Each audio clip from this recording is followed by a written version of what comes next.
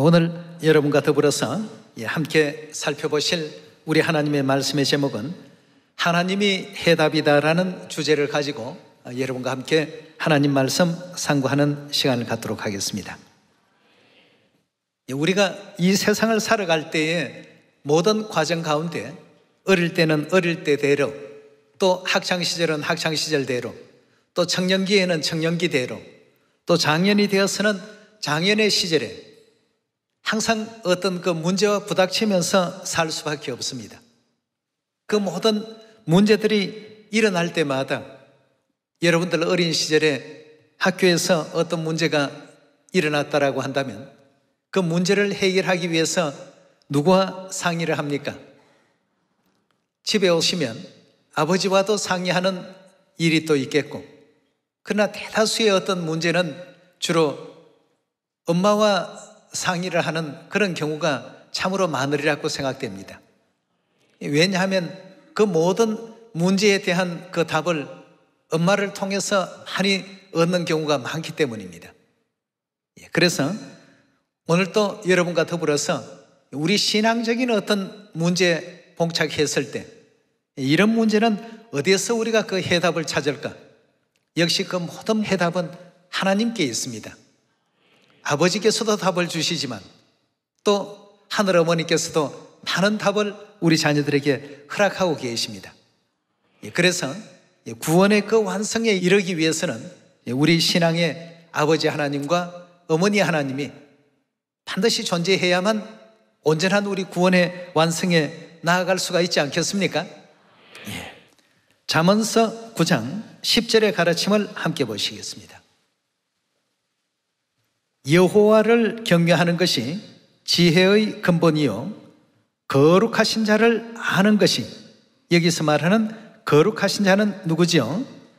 하나님을 경외하는 것이 지혜의 근본이요 하나님을 아는 것이 뭐라고 했죠? 명철이라고 이렇게 알려주고 있습니다. 그렇다면 하나님의 존재를 깨닫지 못하고 무작정 섬기게 된다면 이는 마치 사도 바울이 그 한 지역에 복음을 전하러 갔을 때 그 지방 사람들이 알지 못하는 신에게라고 선 그런 어떤 신을 경외하는 장면을 보고 굉장히 참 안타까워했습니다. 자신이 섬기는 신이 어떤 존재인지조차도 알지 못하고 이와 같이 경외한다는 것, 이건 참 있을 수 없는 일 아니겠습니까?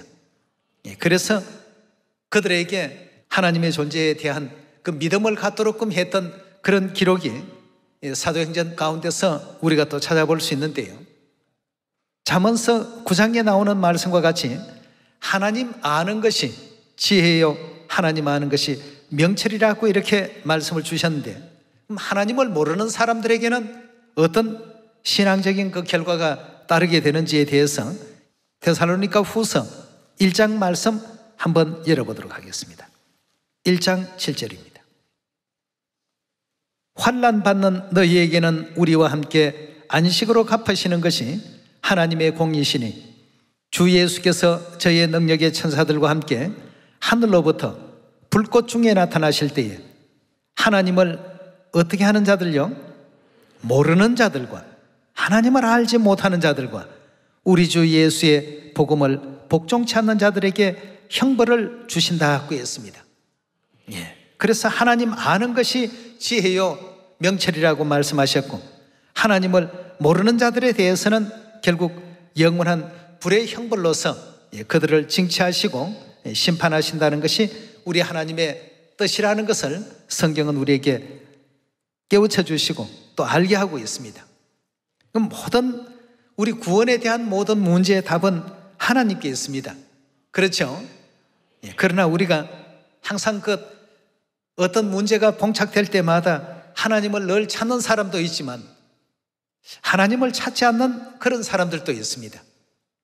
왜냐하면 하나님에 대한 이와 같은 그 내용을 아직까지 경험치 못하고 체험해보지 못하고 하나님을 통해서 어떤 답을 이와 같이 찾아내지를 못한 그런 사람들은 결국 하나님을 모르는 자들과 동일한 사람이라고 이렇게밖에 볼 수가 없습니다. 하나님 안에는 언제나 답이 있습니다. 모든 구원에 대한 답이 있어요. 그래서 우리가 늘 기도하는 것이 왜 기도를 합니까? 기도를 왜 하나님께 하죠? 하나님께 답이 있다는 사실을 알기 때문에 기도드리는 거 아니겠습니까? 예, 하나님께 기도로서 구하고 기도로서 찾고 기도로서 두드리는 이와 같은 신앙적인 행위가 왜 이루어지게 되느냐 하면 하나님에게 답이 있다는 사실을 알기 때문입니다. 그러나 어떤 사람들은 진실되게 답을 구하지 아니하고 그냥 형식적이나 의례적으로 이와 같이 구할 때가 많습니다. 그런 가운데서는 결단코 우리가 답을 얻을 수가 없습니다. 진정성 있는 믿음을 가지고 하나님께 두드려야 되겠죠. 하나님 안에는 반드시 해답이 있다는 사실을 믿고서 간구할 수 있는 우리가 되어야 되겠습니다.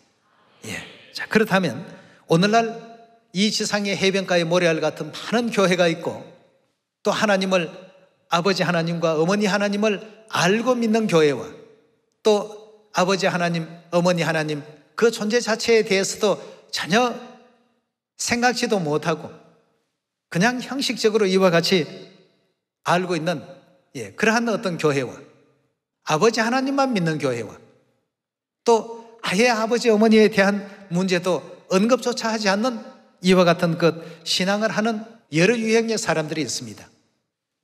그래서 우리 하나님께서는 하나님을 모르는 자들은 형벌을 받을 수밖에 없다. 자, 그렇다면 오늘날 어떤 교회가 어떤 또 사람들이 하나님을 안다고 말할 수 있고 어떤 사람들이 하나님을 모른다라고 말할 수 있는가? 우리 오늘 그 문제에 대해서 하나님께서는 인류에게 하나님의 존재를 알게 하기 위해서 뭘 창조했습니까? 만물을 창조했습니다. 이제 우리가 하늘 아래에서 범죄하고 이 지상 세계로 쫓겨 내려오다가 보니까 우리가 과거에 살았던 4차원 천사의 세계, 이런 어떤 세계에 대한 내용을 전혀 알 길이 없습니다. 이 3차원의 인간의 옷을 입음으로 말미암아 그쪽 세계와 완전히 지금 차단이 되어버리는 것입니다. 다시 말해서 정상적이던 사람이 어떤 죄를 저질러서 감옥 안에 갇히게 되면 바깥 사회와 어떻게 됩니까? 바깥 세계의 어떤 그 경험과는 완전히 단절이 되고 차단이 되는 것처럼 우리가 과거에 있었던 천사 세계에 대한 모든 기억도 모든 어떤 생활도 다 차단이 되어버리고 시간과 공간이라는 이 틀 속에 우리 모든 인류가 갇힐 수밖에 없는 이런 존재가 되고 말았습니다. 그렇다면 여기서 죄사함을 받고 영원한 천국으로 돌아가기 위해서 반드시 그 모든 과정에 누군가의 지도가 있어야 되겠고 인도하심이 반드시 계셔야 되겠습니다. 우리는 그 방법과 돌아가는 그 길을 알지를 못합니다. 길을 알지 못하기 때문에 누구를 만나야 되겠습니까? 하나님을 만나야 되겠습니다. 하나님의 인도하심이 반드시 계셔야 되겠고 그 하나님의 인도를 따라서 가는 영원한 천국길이 되어야 되겠는데 이 과정 속에서도 하나님께서 아버지 하나님과 어머니 하나님으로서 우리 자녀들을 지도하고 계신다는 이 사실을 일깨워주기 위해서 하나님께서는 만물을 창조해 놓으셨습니다. 영의 세계에 대한 걸 우리가 다 알지 못하니까 이 지상의 모든 세계를 하늘의 것의 모형으로 어떻게 했다고요? 다 창조해 놓으시고 지어 놓으셨습니다. 자, 그렇다면 하나님을 알아야만 하나님께 답을 구할 수 있고 또 하나님을 통해서 영원한 우리 천국에 이를 수 있다는 사실을 요한계시록 4장을 통해서 함께 보도록 하겠습니다.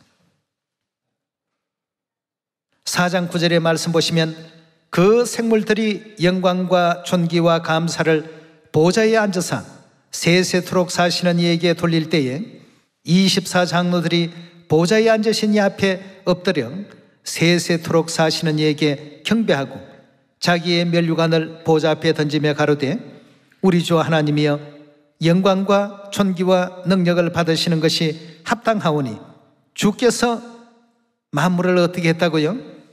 주께서 만물을 지으신지라 만물이 주의 뜻대로 있었고 또 지으심을 받았나이다 하더라 하고 했습니다. 자, 여기에 이제 중요한 부분은 하나님께서 만물을 지으실 때 뜻을 가지고 지었다는 것입니다. 그냥 아무런 계획 없이 무작정 만드신 것이 아니라 그 속에는 분명한 뜻이 있었다는 것입니다. 하나님을 알게 하기 위해서 만물을 다 지어 놓으셨는데, 만물 중에서 우리 생명을 가진 생명체에 대해서 한번 생각해 볼 필요가 있겠습니다.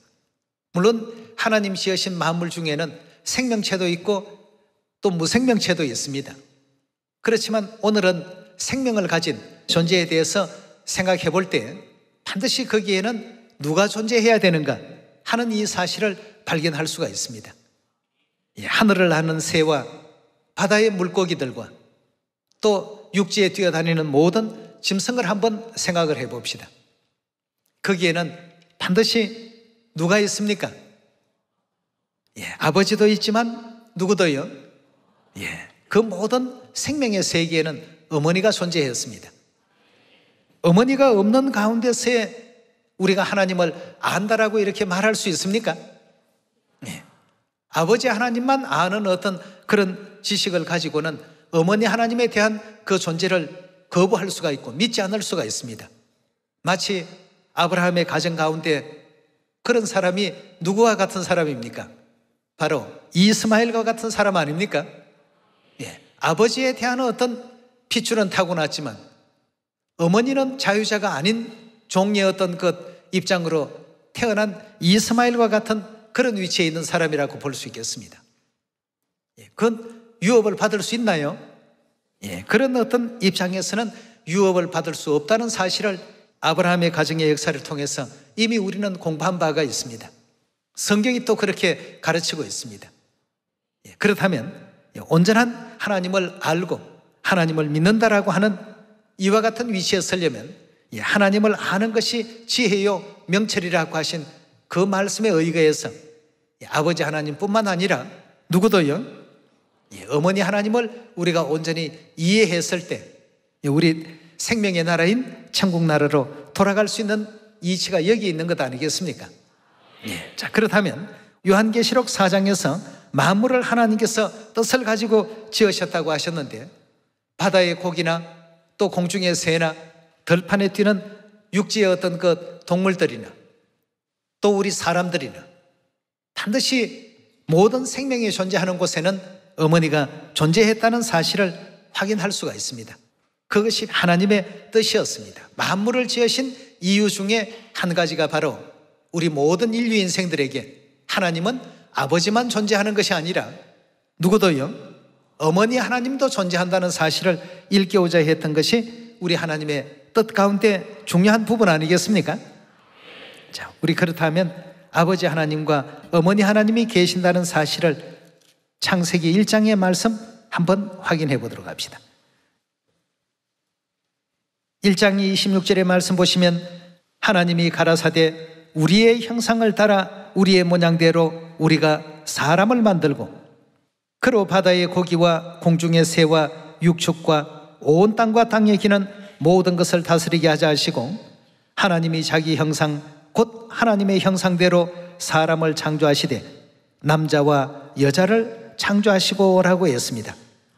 26절에 주신 말씀을 보니까 우리가 사람을 만들고라고 했는데, 사람을 창조하신 하나님은 우리라고 표현되어 있는 절대 한 분 하나님이 아니었다는 사실을 우리는 이 장면 가운데서 쉽게 파악할 수가 있습니다. 우리가 사람을 만들고 인류 인생에게 생명과 호흡을 친히 주시고 또 존재케 하신 이 하나님은 우리라는 하나님이시지 결단코 나라는 단수로서의 하나님은 아니었다는 것 우리가 이해할 수 있는 대목 아니겠습니까? 그리고 27절에 보시면 하나님이 자기 형상 곧 하나님의 형상대로 사람을 창조하시되 남자와 여자를 창조하셨더라 하고 했습니다. 그럼 남자와 여자를 하나님 형상 그대로 지었다 하고 했습니다. 하나님의 형상 그대로 남자를 지었고 하나님의 형상 그대로 여자를 지었습니다. 남성성을 지니신 그 하나님을 아버지 하나님이라고 부르고 있었습니다. 여성성을 지니신 하나님은 당연히 누구라고 불러야 마땅합니까? 어머니 하나님이 되어야 되겠죠. 이래서 우리에게는 아버지 하나님만 아는 지혜와 지식만 가질 것이 아니라 어머니 하나님을 온전히 이해할 때에 이삭과 같은 약속의 자녀가 될 수 있는 것이고 하나님의 나라를 유업으로 받을 수 있는 하나님의 자녀가 되는 것 아니겠습니까? 모든 어떤 우리 구원에 대한 문제는 아버지 하나님과 어머니 하나님 안에 해답이 있습니다. 그렇다면 아버지 하나님, 어머니 하나님께서 어디로 인도하시든지 내 생각에는 이 길이 맞는 것 같은데 왜 저렇게 가실까? 거기에는 다 이유가 있습니다. 여러분들이 늘 들었던 그 말씀 가운데 애굽에서 가나안까지 거리가 한 서울에서 대전 정도의 거리라고 생각하시면 이해하기가 쉬울 것입니다. 이 사람의 어떤 보통 주행 속도로 간다면 열흘 안에는 다 도착할 수 있는 거리라고 합니다. 그런데 40년 걸리게 하신 이유가 있지 않습니까? 이스라엘 백성들로 하여금 하나님의 계명과 율례와 법도와 또 하나님의 뜻에 대한 그 모든 그 가르침에 순종하는 것이 가장 빠른 지름길이라는 이 사실을 그들로 하여금 배우게 하시고 알게 하시고 가르치시고자 하시는 어떤 뜻이 계셨습니다. 예. 같은 길에서 다시 되돌리시고 또 다른 길로 또 되돌리시고 말이죠. 이렇게 해서 그 짧은 거리를 40년 동안 가게끔 하셨습니다.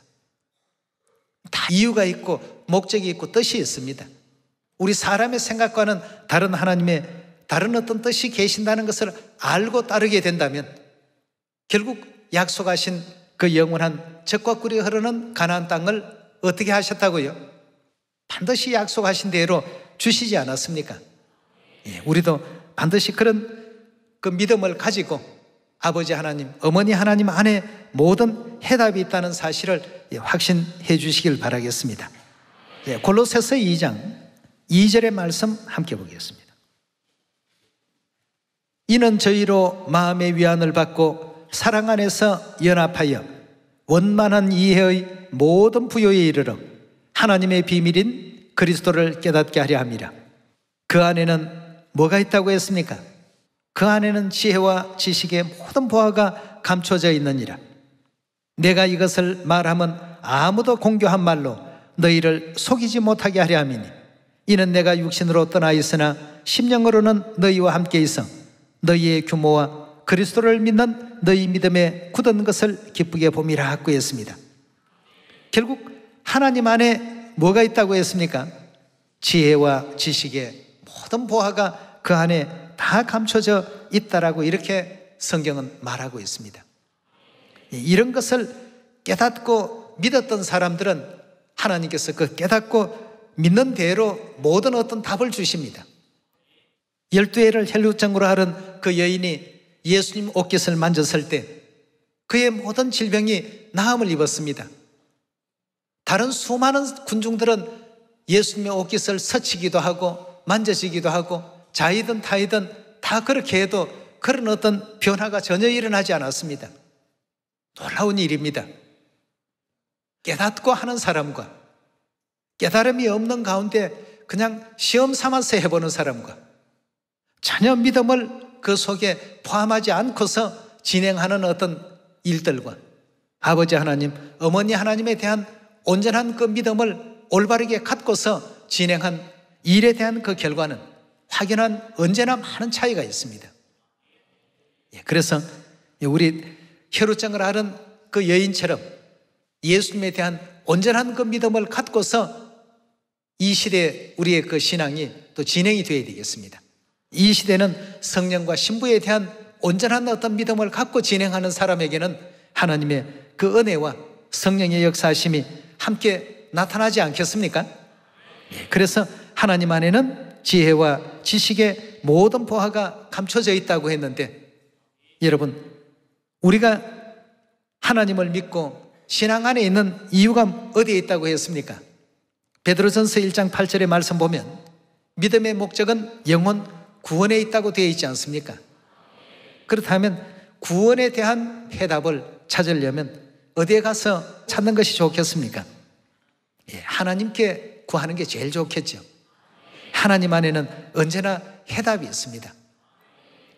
엘리야가 갈멜 산상에서 850인의 거짓 선지자와 더불어서 대결을 벌일 때 누가 믿는 신이 진정한 참신이신가에 대한 그 답을 얻기 위해서 거기에 제단을 차려놓고 오정 내내 그들의 그 신을 불렀지만 그들의 신은 아무런 응답이 없었습니다. 그들의 신은 결단코 해답을 줄 수 있는 그런 신이 아니었습니다. 그러나 엘리야가 이제 그 제단을 차리고 하나님께 간구를 올렸습니다. 기도를 드릴 때 하나님은 반드시 해답을 주시는 분이시다는 것을 늘 믿었기 때문에 이 기도의 간구를 올리게 될 때 하늘에서 불이 내려와서 그 모든 도랑의 물을 다 이렇게 핥아버리시고 또 재물도 연락하시는, 그래서 그 모든 모인 사람들이 스스로 어떤 신이 과연 우리에게 정확한 해답을 내리시는 신인가에 대해서 거기에서 이제 결국 눈으로 목도할 수 있도록 하나님께서 다 허락하셨던 역사가 있지 않습니까? 그래서 거짓 선지자 850인을 기손 시내로 데리고 가서 참부 이제 멸하는 그 장면이 열왕기상에 기록이 되어 있습니다. 우리가 이런 어떤 내용들을 볼 때마다 이건 지난날의 하나의 어떤 역사적인 기록에 불과하다 이렇게 생각할 것이 아니라 오늘날 이 시대에도 그런 역사심이 반드시 있습니다. 예. 그 헤롯장을 알았던 그 여인과 같은 그 믿음을 먼저 가져야 되겠습니다. 예. 그냥 예수님 믿는 무리들이 초림 당시에도 많은 사람들이 있었지만 수많은 사람들이 예수님의 옷을 만지기도 하고 스치기도 하고 자이든 타이든 그 같은 어떤 입장에 있었어도 그들에게는 그 어떤 변화도 일어나지 않았습니다. 또 언제 그것이 반응이 되는가 하면 절대적인 어떤 믿음을 갖고 진행했을 때, 그런 때가 아니면 절대 반응하지 않습니다. 그냥 상식적으로 알고 지식적으로 알고 문자적으로 이해하고 이런 어떤 내용을 가지고는 결단코 헤롯장을 앓은 여인과 같은 그런 어떤 하나님의 진정한 어떤 뜻을 맛볼 수가 없는 것이죠. 나만의 역사 가운데서도 그런 내용이 있었지 않습니까? 수많은 문둥병자가 그 시대에 있었지만 오직 문둥병을 나음을 입고 고침을 받았던 사람은 나만 한 사람에게 그 같은 은혜가 주어지게 되었습니다. 왜 그럴까? 하나님을 믿었던 많은 사람들이 그 시대도 있었는데 그들에게 일어나지 않았던 역사가 12해를 헬룻장으로 앓은 여인과 또 나아만에게 그 같은 은혜가 또 그 같은 혜택이 왜 주어졌을까를 잘 한번 살펴볼 필요가 있겠습니다. 우리의 모든 그 신앙의 어떤 어려움과 난관에 봉착될 때마다 우리는 항상 어머니 하나님을 꼭 기억하셔야 되겠습니다. 무엇이 과연 내 신앙에 있어서 정답일까, 해답일까? 이 문제에 대한 해답은 과연 누구의 입을 통해서 나오는 것이 가장 정확한 해답일까? 철학자들의 말일까? 아니면 유명한 교수들의 말일까? 아니면 말 잘하는 어떤 아나운서들의 그 말들일까? 토크쇼를 잘 진행하는 진행자의 말일까? 아니면 어떤 평론가의 말일까? 잘 한번 생각해 볼 필요가 있겠습니다. 우리에게 있어서 우리 구원의 해답은 언제나 누구에게 있었다고요? 하나님이 우리의 해답입니다. 시편 127편 1절의 말씀 함께 보겠습니다. 여호와께서 집을 세우지 아니하시면 세우는 자의 수고가 어찌 된다고 했습니까? 헛되게 될 것이다 고 했습니다. 집을 세우는 그 일에 하나님께서 세우지 아니하시면 세우는 자의 수고가 헛되게 될 것이고, 여호와께서 성을 지키지 아니하시면 파수꾼의 경성함이 허사로다 고 했습니다. 아무리 많은 파수꾼들을 세워놓는다 할지라도 하나님께서 그 성을 지키시지 아니하시면 파수꾼이 아무리 철저히 보초를 선다 하더라도 그들의 모든 수고가 헛되게 될 것이다. 이 말씀도 역시 하나님이 제일이요 하나님이 모든 일에 있어서 해답이라는 사실을 우리에게 또 일깨워주고 계시지 않습니까? 우리 복음도 그렇습니다. 여기는 집을 세우는 일과 파수꾼이 성을 지키는 일에 대해서 비유적으로 말씀하고 계십니다만 모든 어떤 그 문제 중심에 누가 계십니까? 항상 하나님이 계셔야 집을 세우는 그 일이 제대로 될 수 있고 파수꾼의 그 파수가 제대로 그 보초로서의 그 사명을 다 감당할 수 있다는 그런 의미가 담겨 있지 않습니까?